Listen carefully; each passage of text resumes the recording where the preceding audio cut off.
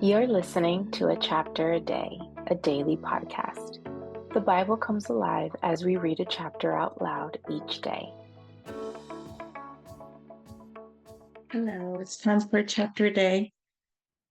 Today we are reading chapter 13 of Exodus. Chapter 13 of Exodus says, "The Lord said to Moses, 'Consecrate to me every firstborn male. The first offspring of every womb among the Israelites belongs to me, whether human or animal.' Then Moses said to the people, 'Commemorate this day, the day you came out of Egypt, out of the land of slavery, because the Lord brought you out of it with a mighty hand. Eat nothing containing yeast. Today, in the month of Aviv, you are leaving, when the Lord brings you into the land of the Canaanites, Hittites, Amorites, Hivites, and Jebusites, the land he swore to your ancestors to give you, a land flowing with milk and honey.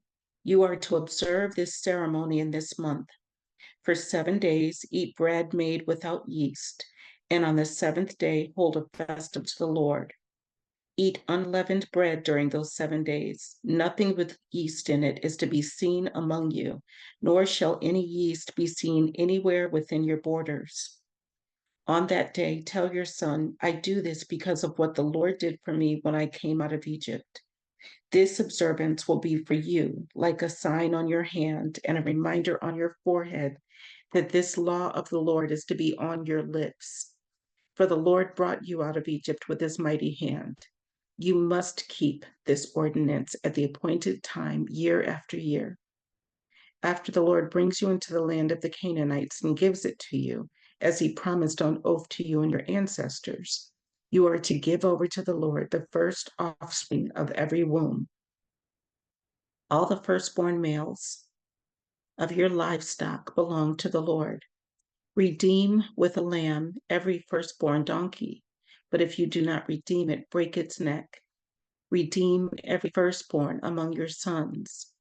In days to come, when your son asks you, 'What does this mean?' say to him, 'With a mighty hand, the Lord brought us out of Egypt, out of the land of slavery. When Pharaoh stubbornly refused to let us go, the Lord killed the firstborn of both people and animals in Egypt. This is why I sacrifice to the Lord the first male offspring of every womb and redeem each of my firstborn sons. And it will be like a sign on your hand and a symbol on your forehead that the Lord brought us out of Egypt with his mighty hand.'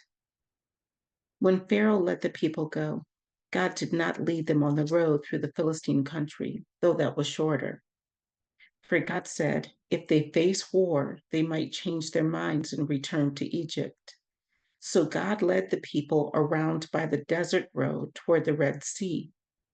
The Israelites went up out of Egypt ready for battle. Moses took the bones of Joseph with him because Joseph had made the Israelites swear an oath. He had said, 'God will surely come to your aid, and then you must carry my bones up with you from this place.' After leaving Succoth, they camped at Etham on the edge of the desert.